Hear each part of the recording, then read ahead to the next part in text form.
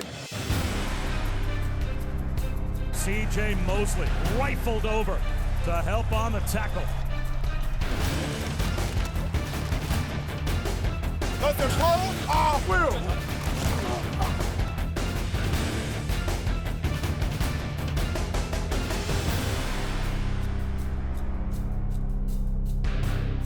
C.J. Mosley flew around last Sunday, registering a team-high 10 tackles, and the Jets lost to the Patriots.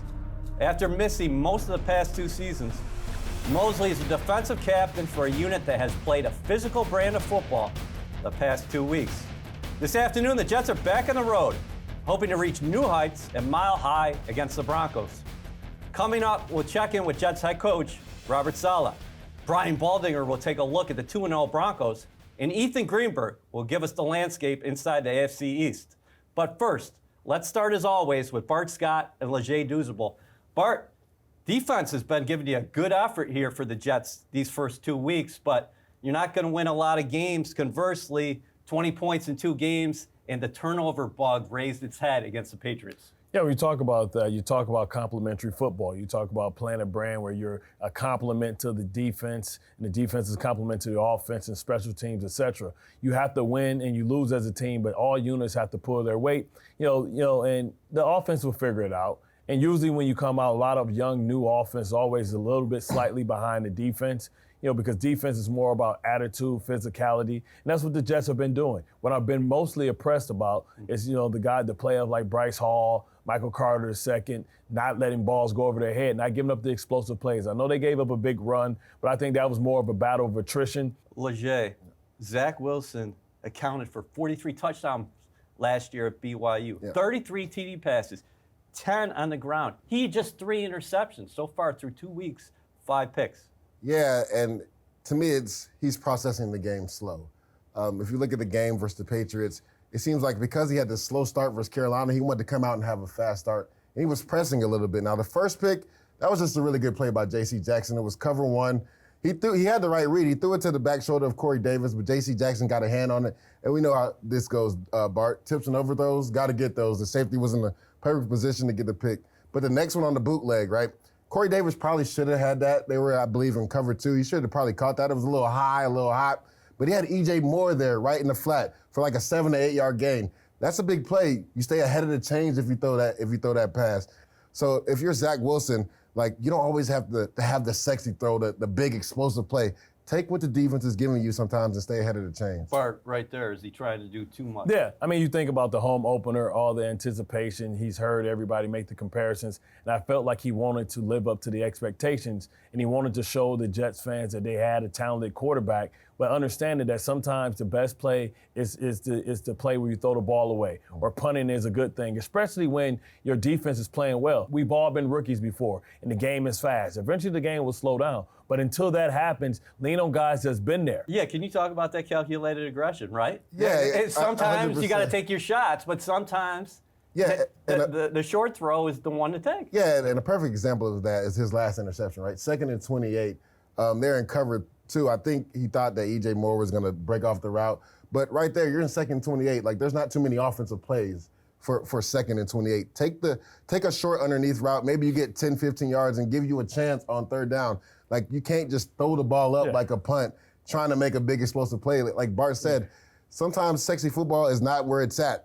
Take the underneath route, and then if nothing's there, throw it away. Sometimes a punt is a win on offense. You gain yards, just hitting yards. It's exactly. the third of the game. Death by 1,000 paper cuts, exactly. right? You can die by 1,000 paper cuts just as well as you can from one blunt force trauma. Welcome back. Eric Allen alongside Bart Scott and Leger Douzable. The last time the New York Jets won at Denver, Bart, 2010, and a young linebacker by the name of Bart Scott had 6 tackles in a 24-20 win. We won? Yeah. Close game. Was it Timmy time? LaDainian Tomlinson cashed in late.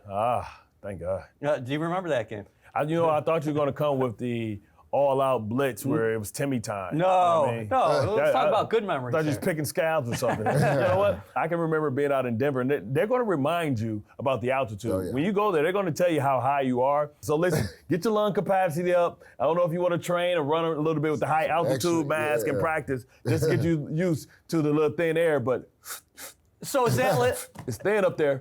Yeah. Is it legit? Oh, it's legit. The change. It's definitely legit. And I know me, David Harris, and Calvin Pace, we used to train on that high altitude bike that the Jets have. We'd have a mass and used to put it at like 10,000 feet and just ride on it for 30 minutes just to get us prepared for every week, but especially going to Denver because the high altitude is real and it's hard to breathe. So if the Jets defense is out in that field like they've been the last two first halves, it's going to be a long day. But do you change your rotations, especially up front, getting out of the game a little bit even more? You have to rotate more. The hardest thing to do, I believe, in football is to rush the passer, being a three-point stance. And we're going to have real different conversations if you sit up there, you jump off sides on third down, give a free down. It's different conversations you have. Like offense turn the ball, hey, bro. Yeah. Hey, you see this? Tighten up. My chest burning. My chest on fire. This is their home opener, too. Oh, so it's going to be Should be a crazy environment, right? Is this one of the better environments of football? Oh, man, it gets loud there, man. It gets loud. I don't know if it's because it's like the air stand, the sound just sit there and got nowhere to go because you're already close to the sky. But it's a loud stadium, and it's unique. It's weird. When you talk about surfaces, too, right? They have an oily type of turf, right? So the grass is long, but if you go there, if you look at there, it's almost like a clay surface because they have a natural surface. At least when I was playing, it was clay. So you really have to check your studs. You actually want maybe you want the metal tips at the bottom, the screw-ins with the metal tips to cut through because you'll slip out. Yeah, that's a real good point because of, I think, the altitude and the moisture in the air. It's real slick. Like you said, the grass is really thick there. So definitely, like, rotation on defensive line. Second, I have a coach used to say, get you some shoes that work. And the message is, check your studs. The Jets and Broncos kick off today at 4:05 right here on CBS. Bart, Teddy Bridgewater, a former New York Jet quarterback, has led 4 touchdown drives of more than 75 yards so far this season. Yeah. Do you like his poise and efficiency?